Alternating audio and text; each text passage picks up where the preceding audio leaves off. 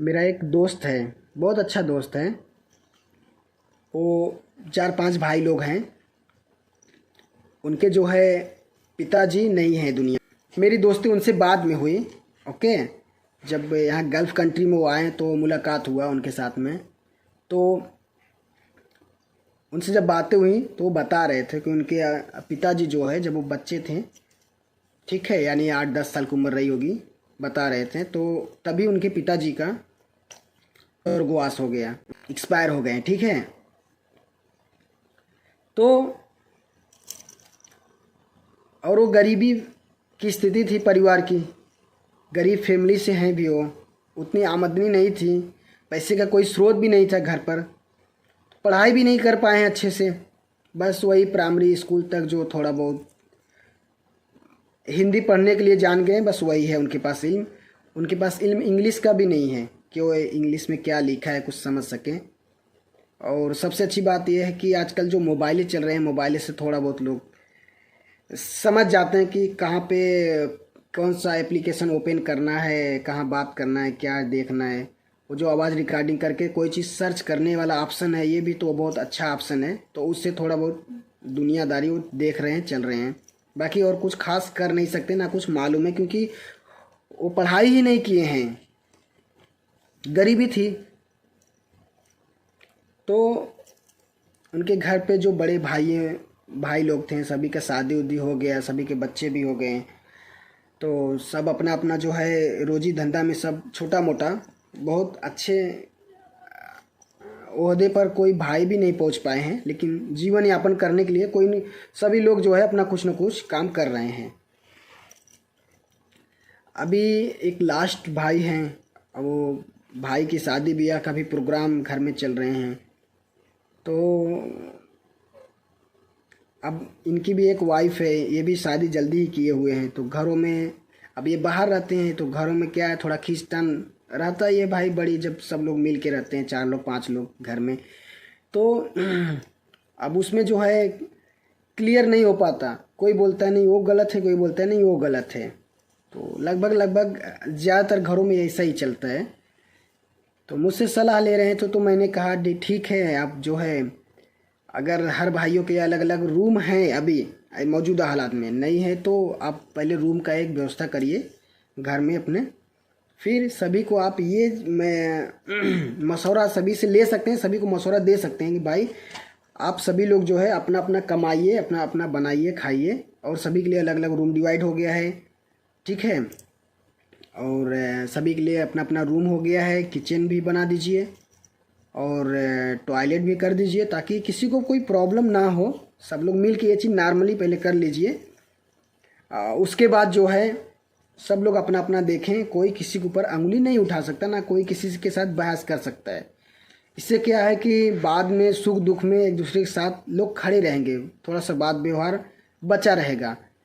तो फिर वो मेरी बात को समझें और वो जैसा हमने कहा वैसा उन्होंने किया, और करने के बाद उनको ये महसूस किया नहीं ये अच्छा हुआ। और पहले जो एक मानसिक जो तकलीफ़ें होती थी, आए दिन कुछ न कुछ बातें सुनने में मिलता था घर का, तो वो चीज़ें कम हो गई। यानी कम हो गई, या तो कभी कभी आती भी है तो उसका कोई ख़ास इफेक्ट नहीं पड़ता, क्योंकि सभी लोग जो है अपना अपना बना रहे हैं, खा रहे हैं, अपने अपने परिवार में मस्त हैं। तो अब माँ है तो माँ का मैंने बताया भाई, माँ को तो सभी बच्चों को देखना चाहिए। अगर फिर भी दूसरे बच्चे जो हैं उस काबिल नहीं है, उनके पास उतनी आमदनी नहीं है कि उनका अपना भी परिवार, उनके बच्चे बड़े हो गए, अगर आप उस काबिल हो तो एक माँ है, माँ को तो किसी को नहीं छोड़ना चाहिए। माँ की इज्जत मान सम्मान होना चाहिए। पिताजी तो है नहीं, तो माँ है, तो माँ का इस सुख दुख में अगर आप उस काबिल हो तो आप ही देखिए। और इस चीज़ का आप कभी घमंड गुरूर मत करिएगा कि आप ही देख रहे हैं बस। ना ही इस चीज़ का आप घर में किसी के साथ बातें करिए, बहस करिए कि माँ को कौन देखेगा, ये गलत है। आप उस काबिल हो, आप ही देखिए, ठीक है। हाँ, ये बोल सकते हैं आप ना, तो आप ये कभी रोक भी नहीं लगा सकते कि माँ उनसे बातचीत मत रखिए या उनके पास मत जाइए, ऐसा भी आप लोग कभी मत करिए। आप उस काबिल हो, अपने माँ को देखो। वो ऐसा कर रहे हैं और ठीक है, खुश है, वो बोलते नहीं अच्छा है, अभी माहौल अच्छा है। फिर बाद में भाई का शादी का प्रोग्राम घर में जब बातें उठने लगी, फिर उस मैटर में मेरे साथ थोड़ा चर्चा किए, तो फिर हमने सलाह दी है कि आप एक काम करिए कि पहले भाई की शादी पहले मत करिए। पहले भाई को ये मैसेज दीजिए कि भाई पहले तुम जो काम सीख रहे हो पहले उस काम में आप माहिर हो जाओ। सीखना काफ़ी नहीं है, उस काम को आप दिल लगा के करो। तुम्हारे ऊपर तो कोई लोड है नहीं कि नहीं तुम्हें घर का खर्च चलाना है, तुम्हारा पर्सनल जो चीज़ है वो भी तुम्हारा हम घर से ही पूरा हो जा रहा है, तो तुम्हारे ऊपर कोई लोड तो है नहीं। कुछ ज़रूरत हो तो बताओ, हम वो चीज़ पूरा कर दें, ठीक है, जो नॉर्मली ज़रूरत होता है। तुम्हारे पास एक ही रास्ता है, अभी उम्र भी हो रहा है शादी का, तो इस उम्र में आप पढ़ने के लिए तो जाओगे नहीं, तो आप एक काम करो, जो आप सीख रहे हो उसमें आप माहिर हो जाओ, एकदम ट्रेंड हो जाओ, आधे का सीख लो, ठीक है। उसके बाद शादी का आप प्रोग्राम करिए, और शादी के प्रोग्राम करने से पहले उस भाई के लिए भी एक अलग से रूम बना दो, क्योंकि शादी होना तो ज़रूरी है, लेकिन शादी होने के बाद उनकी फैमिली रहेंगी कहाँ पे। कोई भी लड़का हो, आज सभी को ऐसा चाहिए, मैं समझता हूँ सभी को ऐसा होना चाहिए, सभी के घर में होना चाहिए एक पर्सनल, एक अलग अलग सबका रूम होना चाहिए। अगर शादियाँ हो रही है तो बेहतर होगा अगर उसके साथ में अटैच बाथरूम वाथरूम अगर है, ठीक है, तो अलग अलग, तो ये और अच्छा रहता है। किचन उचन भी अगर हो गया तो सही रहता है। नहीं उतना हो पा रहा है भाई तो अलग अलग एक रूम हो, ताकि वो अपने रूम में जैसे मर्जी वैसे सोएं, जैसे मर्जी वैसे उठे बैठे रहें, ठीक है, दरवाज़ा बंद है तो अच्छे से रहें। तो हमने कहा पहले रूम का व्यवस्था करिए आप। तो मेरी बात को जो है फिर सीरियसली लिए कि नहीं, बात में सच्चाई है। तो जब गए छुट्टी गए आए तो फिर रूम बनाए, तो जब रूम बनाए तो अब शादी का प्रोग्राम सामने तैयारी करना है। फिर हमने उनसे कहा तो ठीक है, अगर शादी प्रोग्राम करना है तो क्या आपका जाना ज़रूरी है? घर पे और भी भाइये हैं जो बड़े हैं, बहनें हैं भी, बहन भी हैं, माँ हैं, ठीक है, या फिर और भी रिलेशन में कोई होंगे, कम से कम उनके सुपुर्द आप ये कर दीजिए कि आप लोग जो है अच्छे खासा रिश्ता देखकर शादी ब्याह एक लिमिट में, बहुत हाई फाई में नहीं। और हाँ, शादी का जो प्रोग्राम है आप लोग कभी भी दिखावा मत करिए, ज़रूरत से ज़्यादा कर्जा मत लीजिए। हालांकि ये प्रोग्राम ऐसा है, आदमी मजबूरन कभी कभी कर्जा लेता है, पर उतना ही लीजिए कि जब जिसको पे करने के लिए आप सक्षम हो।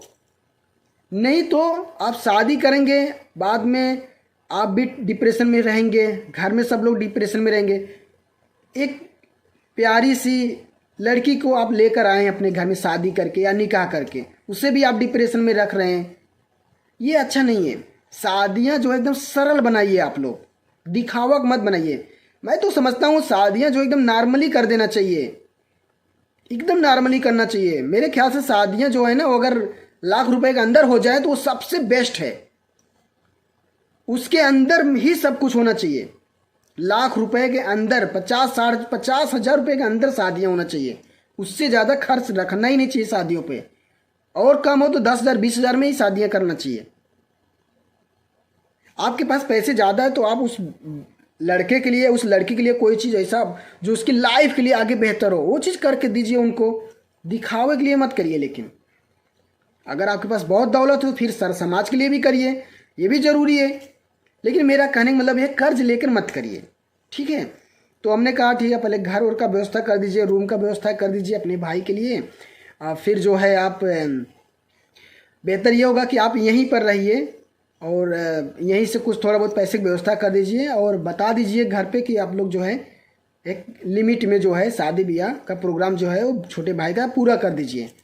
इससे जो क्या होता है कि वहाँ का भी काम हो जाएगा, और जो थोड़ा बहुत आपके सर पे बोझ रहेगा, लोड रहेगा, अगर और भाई करने के सक्षम नहीं है आप हैं, तो वो लोड जो है यहाँ से आप कुछ टाइम रुकेंगे, उसको पूरा करेंगे, उसके बाद खुशी खुशी जाएंगे आएंगे, तो आपके लिए भी बेहतर रहेगा, घर में सभी के लिए बेहतर रहेगा।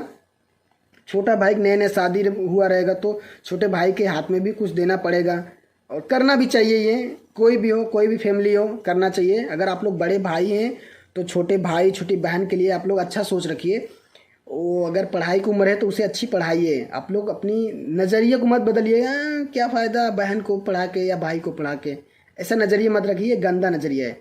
अगर सौतेला बेटा है, सौतेला बेटी है, सौतेला भाई है, सौतेली बहन है, तो उनके साथ में भी इखलाक के नज़रिया रखना चाहिए। ठीक है, आप चाहे जो भी हो, आप चाहे सौतेली माँ हो, सौतेली बाप हो, सौतेले भाई हो, सौतेले भाभी हो, सौतेली बहन हो, जो भी हो, आप किसी भी एक बच्चे की अच्छी परवरिश कर देना, उसे अच्छी रास्ता दिखा देना, ये दुनिया का सबसे बेहतरीन काम है, सबसे बेहतरीन काम है। आपको अपने रब का, अपने ईश्वर का शुक्रिया अदा करना चाहिए कि आपको ये मौका मिला है, कि इतना अच्छा काम करने का, इतना नेक काम करने का आपको मौका मिला है। तो ये सब काम करिए। अगर आप उतने सक्षम नहीं है तो उस बच्चे को अच्छी हुनर दीजिए, लड़की है तब भी अच्छी हुनर दीजिए, उसे इज्जत दीजिए, सबसे ज़्यादा ज़रूरी है इज्जत प्यार दीजिए, और अच्छी हुनर दीजिए, अच्छी तौर तरीका सिखाइए बात करने का, समाज में चलने का। थोड़ा बहुत तो उसे हुनर दीजिए, थोड़ा बहुत उसे पढ़ाई का भी तालीम दीजिए, ताकि दुनिया जो है, दुनिया बहुत जालिम है। आपके जेब से आपका ही पैसा छीन के लेके जाएंगे, आपको पता नहीं चलेगा। तो कम से कम आपको इतना बच्चे को आप इतना तालीम दीजिए कि उन्हें मालूम हो कि कौन मेरे हमदर्दी है, कौन मेरा हमदर्दी वाली बात कर रहा है, कौन जो है मेरे साथ दगा वाली बात कर रहा है, कौन मुझे धोखा दे सकता है, कौन धोखा नहीं दे सकता है, किसके ऊपर विश्वास करूं, किसके ऊपर विश्वास ना करूं। ये सारी बातें तालीम देना चाहिए। ठीक है, तो हमने उनको यही सलाह दिया है कि आप यहीं से रहकर करिए, तो उनके लिए बेहतर रहेगा, परिवार के लिए भी बेहतर रहेगा। हम ये स्टोरी, ये कहानी, ये स्टोरी आपको क्यों बता रहे हैं, क्योंकि बहुत से लोगों की ज़िंदगी में शायद ये मैच करता होगा ऐसी बातें। तो अगर आपको भी लग रहा है ये मैच कर रहा है, तो मेरी बातें जो आप अगर अच्छा लगे तो इसे आप लोग अपनी लाइफ में अपना लीजिए। आपके लिए बेहतर रहेगा, समाज के लिए बेहतर रहेगा। ओके, जय हिंद।